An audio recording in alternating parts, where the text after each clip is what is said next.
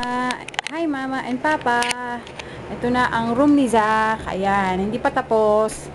Ito ang crib ni Zach. Ni Zach. Yay! Hi Zach! Hi! Boink. Kamusta naman? Gusto mo yung crib mo? Ganda ng crib mo, na. Tingnan mo, ayan. Ayan yung terno-terno yan. O, yung pillow niya, yung kanyang blanket, tapos yung, ayan.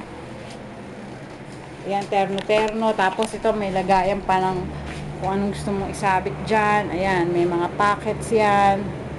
Ayan. Tapos, ito, yung kanyang changing table. Pero ginawa kong lalagyan ng kung ano-ano kasi, yan, mga blanket, mga laundry soap niya yan.